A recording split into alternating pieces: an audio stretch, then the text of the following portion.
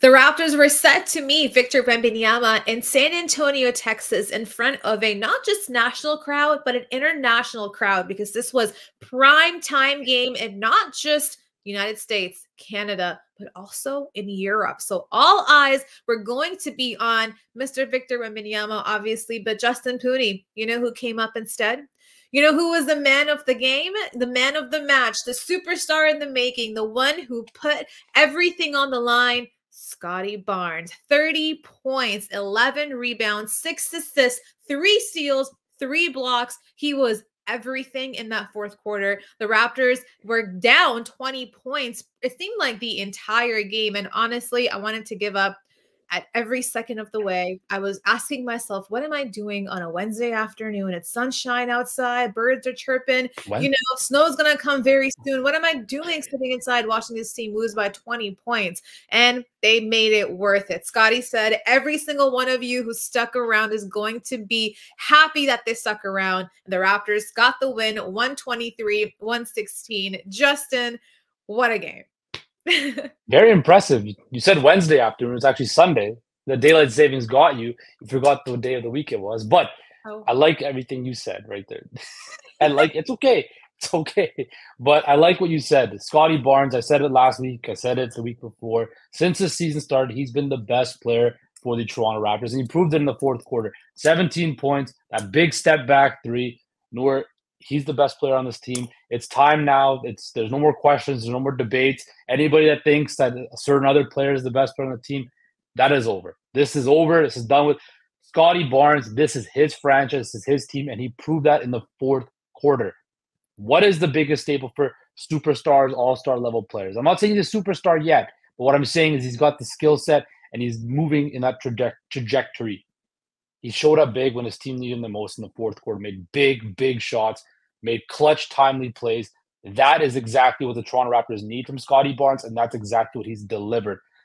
This game they were down by 22 points.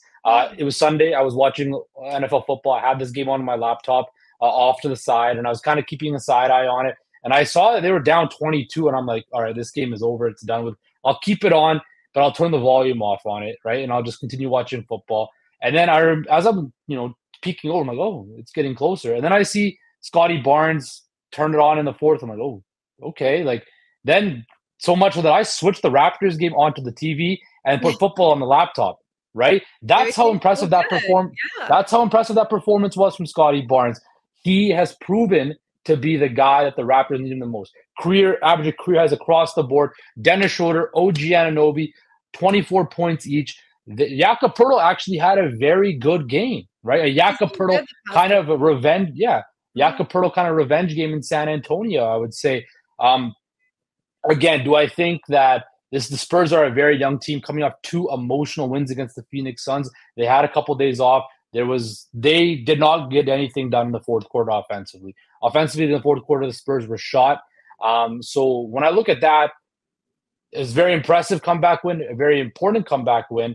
But again, there was still some things that need to be worked on. But the biggest takeaway from this game is Scottie Barnes. It's his team, and there's no question, no debate on who the best player on this Toronto Raptors team is. As you mentioned, I think the biggest indicator of someone who can take the team, lead the team, be the guy on the team is when they're not afraid of those moments, when they understand that someone has to get the shots up, someone has to put everything on the line, and we need, as Patrick Beverley would say, a dog out there. And Scottie Barnes is that dog. I don't care what he said. Scottie Barnes has proved time and time again in these past 7 games. He's averaging about 23 points at this point. He was 21 points, right before this game. So I'm sure I can't do the math on the spot, but it's getting up there. And you can see he's almost averaging a double-double as well so far into this season, 7 games in.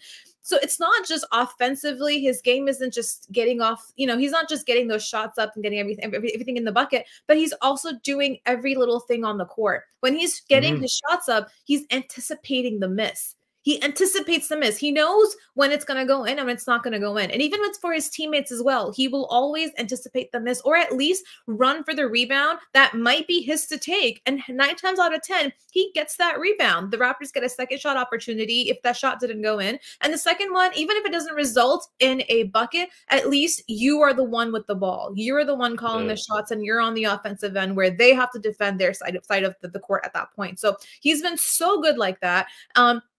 One guy I do want to mention, you all mentioned Dennis Schroeder. I think Dennis Schroeder has been such a breath of fresh air. That Scottie three-pointer that really took the Raptors to the next level was made because Dennis Schroeder passed the ball to Scottie. It could have gone differently had he took that shot himself, but he passed the ball to Scottie. We haven't seen him pass a lot, but we saw that this time, and this is exactly why Schroeder is a pass-first guy. Getting the ball in the right hands, getting the ball in the hands of someone who's also kind of going off. Like, he's on a momentum. He's hot. He's got the hot hand. Scottie already, his three-point shooting as well has just been like, that was a formation I did not see coming. I expected him to improve on vastly all the other areas of his game. I think defensively would have been the number one gut thing because he's known to be a defensive guy. He was drafted for that reason as well with the Raptors.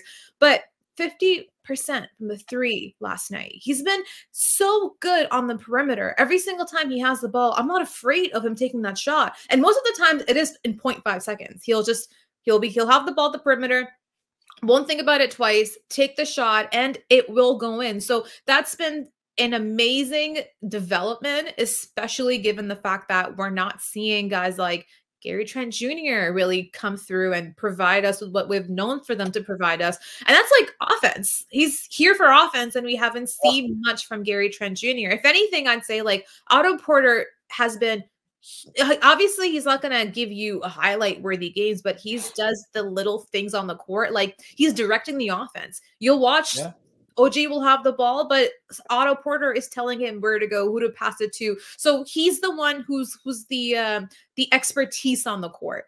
And I think it's gelling out to be a really good team. It's just, there's still, as you said, some factors, some people who need to pick up the slack.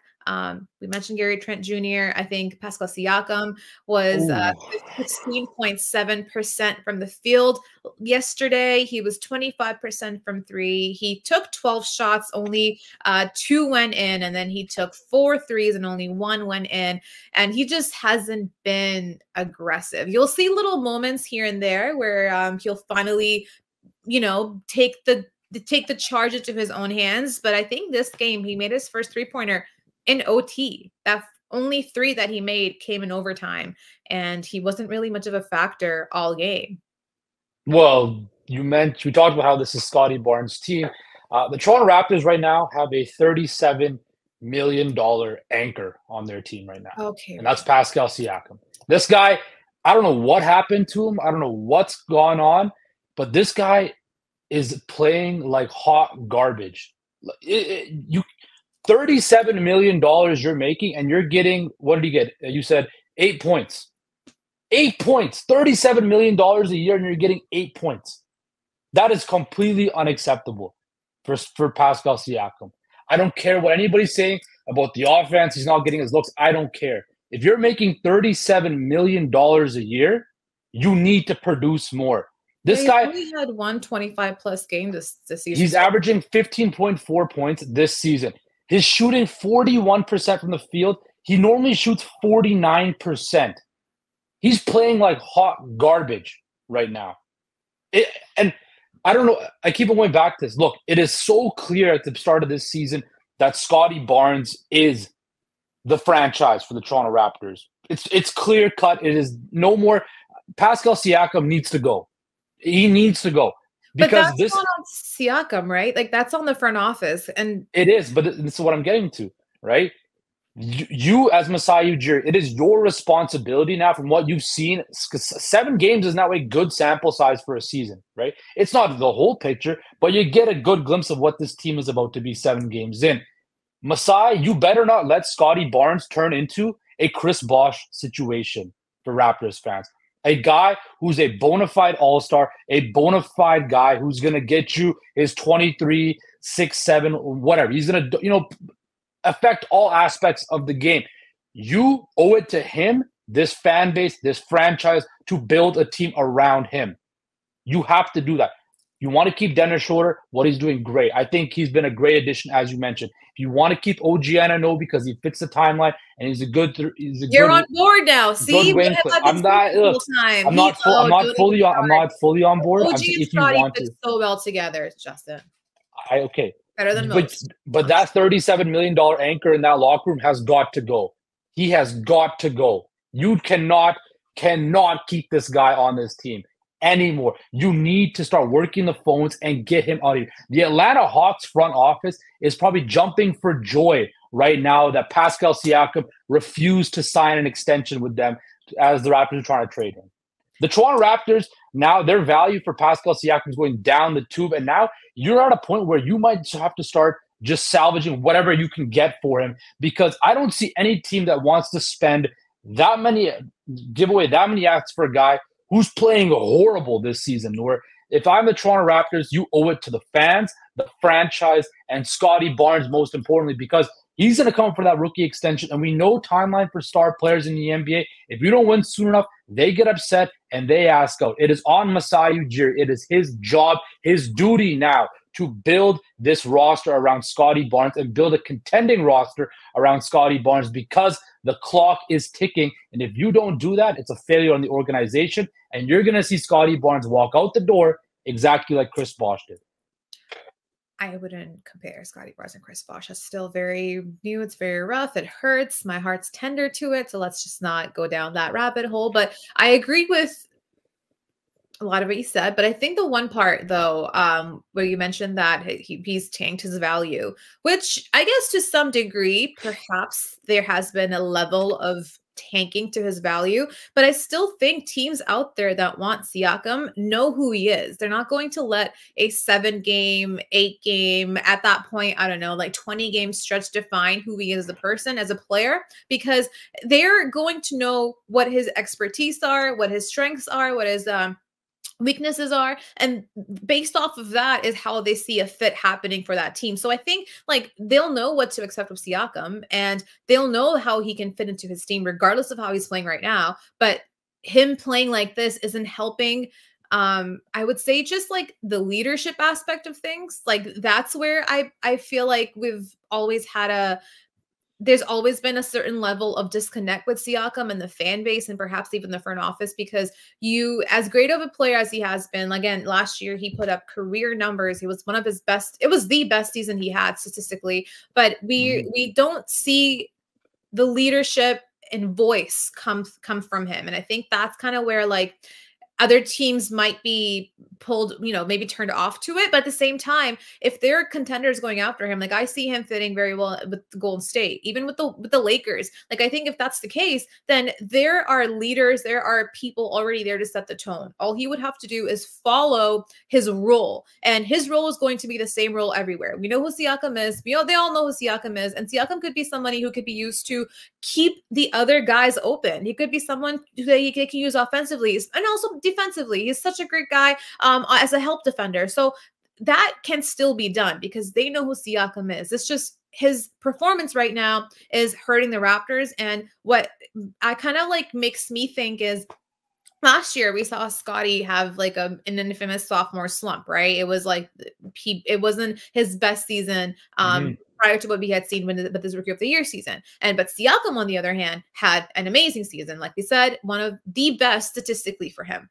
Now, this season, 7 games in, you're seeing Scottie Barnes become the guy, and he's doing everything offensively, defensively, energy, running the court, like just calling the shots and being the leader, having the ball in his hands. Siakam, on the other hand, is struggling.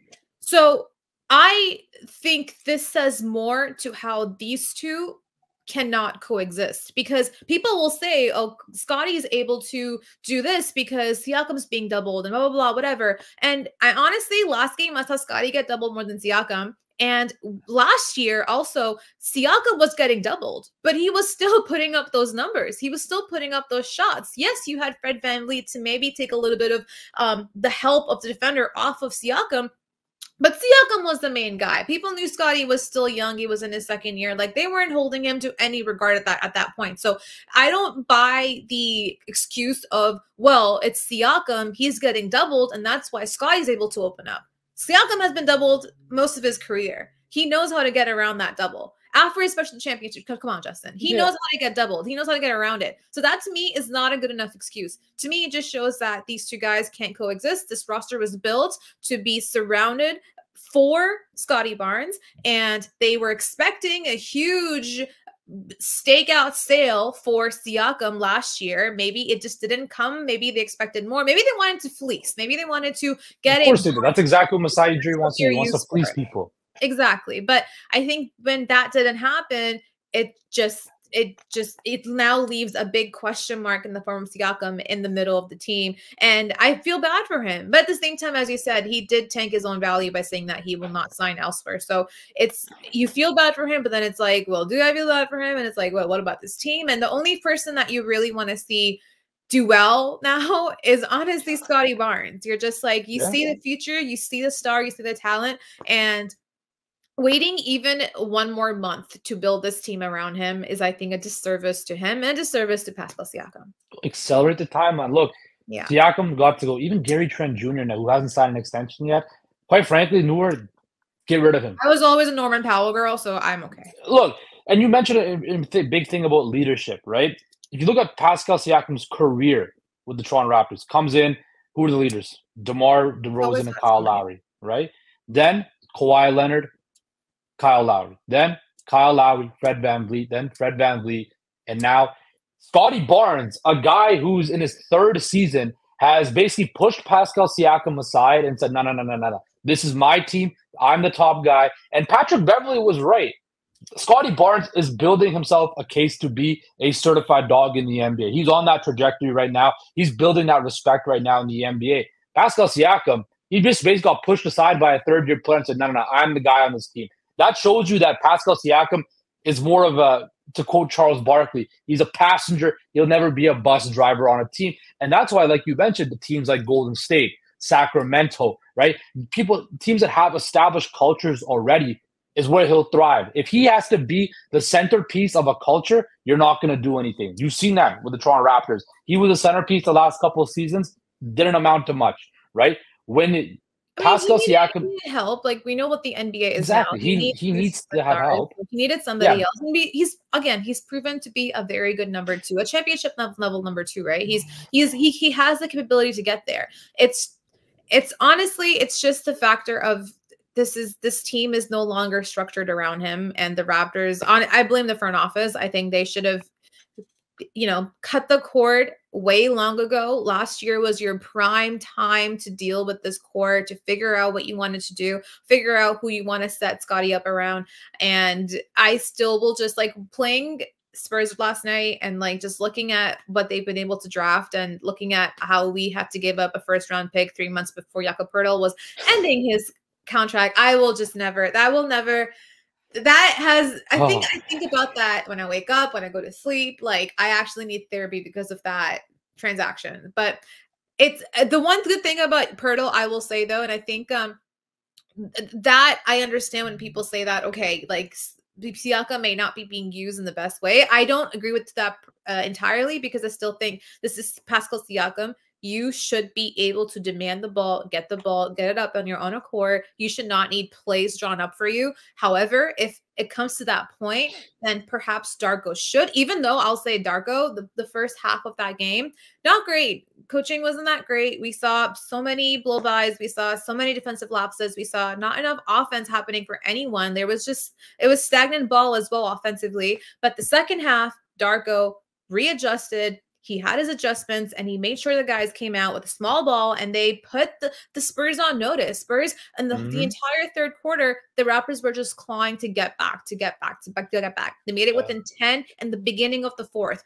All of that was because of Darko and him figuring out what this lineup should look like. And we saw a couple of Poeltl and Siakam minutes in the paint. That, honestly, to me, is great basketball. That should result in a bucket almost every time when you have Pascal Siakam and Jakob Poeltl going back and forth in the paint, trying to find an opening to get the ball in the bucket. You've got two big guys, pretty much almost the same height. I think Jakob is a little bit taller, and you're dominating the paint against other teams who may only have one big guy. If you got two, I mean, simple math, right? You should be able to find an opening at some point. So there are plays that can be drawn up to support Pascal, to support the team even more.